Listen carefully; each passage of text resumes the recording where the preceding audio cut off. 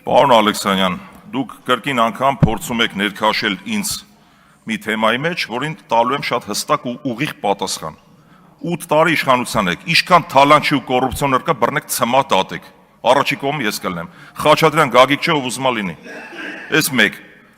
Այդ պատասխանատվությունը չփորձեք կապել մեր քաղաքական ուժի հետ։ Ոչ Գագիկ Խաչատրյանի պատասխանատուն եմ, ոչ էլ Գագիկ Խաչատրյանի ժամանակ եմ առաջի ու վերջի անգամ աշխատել։ Գագիկ Խաչատրյանը եղել ընդամենը հերթական պետական եկամուտների կոմիտեի նախագահ, երբ որ ես աշխատում էի։ Աշխատել եմ Մաքսային պետական կոմիտեի ղեկավարի օրոք Արմեն Ավետիսյանի, Հովիկ Հովսեփյանի, Դավիթ Անանյանի, Վարդան Հարությունյանի, հիմա ինչ կապ ունի, ես բոլորի պատասխանատուն եմ, ինչա։ Կամ դուք ինքներդ ձեզ հակասում եք, երբ որ դուք անընդհատ ՊԵԿ-ի մասին եք խոսում, դուք բոլոր ՊԵԿ աշխատողներին եք վիրավորում։ Երբ որ այդ ՊԵԿ-ի տակ դուք տեսնում եք ինչ-որ մի մոնստր, որ մարդը պիտի թալանի, ու դուք գիտեք ինչի համար եք զարմացած, որովհետեւ թալան, դուք լավ գիտեք, որ թալան գոյություն չունի իմ կողմից։ Ես իմ ամեն մարդ իր տեղն է պատասխան տալիս։ Իսկ ինչ վերաբերում է մեր գործընկերներին, առնվազն պետք է մարդ միամիտ լինի, որ այդ մեր գործընկերների կենսագրությանը ծանոթ չլինի, որ չհասկանա, ասենք պարոն Կարապետյանը ոնց է մայբախ քշում։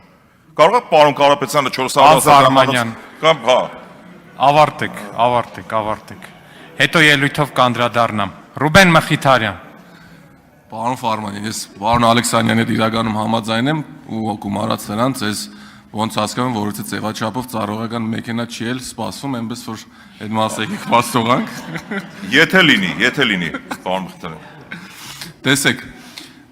խորհրդարանական կառավարման համակարգում մշտական հանձնաժողովների ղեկավար պաշտոնների համամասնորեն բաշխումը կոչված է ապահովելու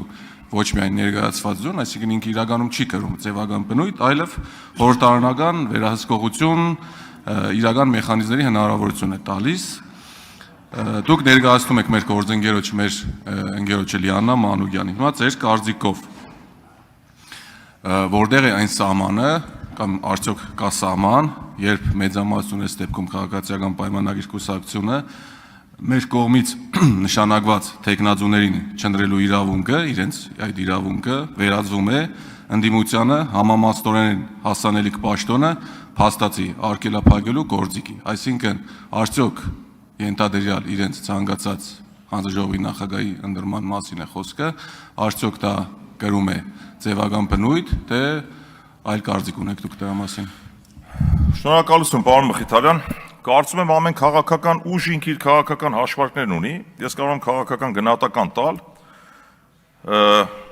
Քաղաքացիական պայմանագրի մեր գործընկերները մեծ լավություն են արել մեզ, անկեղծ ասած, չընտրելով։ Ես շատ ուրախ եմ, որ իրենք չեն ընտրել մեզ, այն որպես քաղաքական գնահատական, որտեվ գիտեք ինչ, առնվազն դա վիրավորանք են հասցնում մեր հանրությանը, շուրջ 400-500 հազար մարդկանց, մեր ընտրողների մասով ասեմ, լավ, 340 հազար շուրջ, եւ այդ մարդիկ մանդատը տալով մեզ, նաեւ օրենսդրությամբ սահմանված է, որ 3 հանձնաժողովները բաժին է հասնում ընդդիմությանը։ Հիմա հանձնաժողովի նախագահը, երբ որ իրենք չեն ընտրում, նախտեղ օրենսդրության մեջ ես խնդիր եմ տեսնում, ի սկզբանե, հիմա չմեկնաբանեմ այդ օրենսդրության թերությունները, կարծում եմ, որ եթե ընդդիմությանն է դա բաժին հասնում, ուրեմն այս մեխանիզմը չպետք է լիներ ի սկզբանե։ Հիմա ունենք այն, ինչ ունենք։ Հիմա ես չգիտեմ մեր իշխանական գործընկերները ինչ հաշվարկ ունեն, ինչ են մտածել, բայց կարծում եմ, որ այս գործելավոճով մեկ անգամ եւս կրկնեմ, սա առնվազն ծաղր է մեր հանրության նկատմամբ, որովհետեւ կրկնում եմ, սրանով որևէ բան չի փոխվելու։ Ֆարմանյան Հայկ կլինի անուն ազգանունը հանձնաժողովի, թե Մխիթարյան Ռուբեն, մեծ հաշվով դրանից որևէ բան չէր փոխվելու, որովհետեւ հանձնաժողովի նախագահը ունի ընդամենը կազմակերպչական գործառույթներ, իհարկե մասնագիտական պատրաստվածություն պետք է ունենա նաեւ, որպեսզի կարողանա կառավարի հանձնաժողովի նիստերը, բայց բոլոր դեպքերում ես չեմ կարծում, օրինակ, ասենք ին վրա կամ Տիկին Արեգա Հովսեփյանի,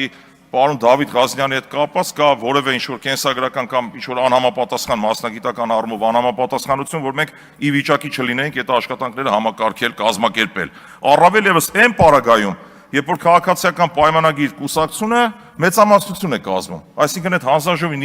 նիստերի վրա մենք գործնականում ունենալու ենք 0 ազդեցություն։ Հետևաբար այդ 0 ազդեցություն ունենալու պարագայում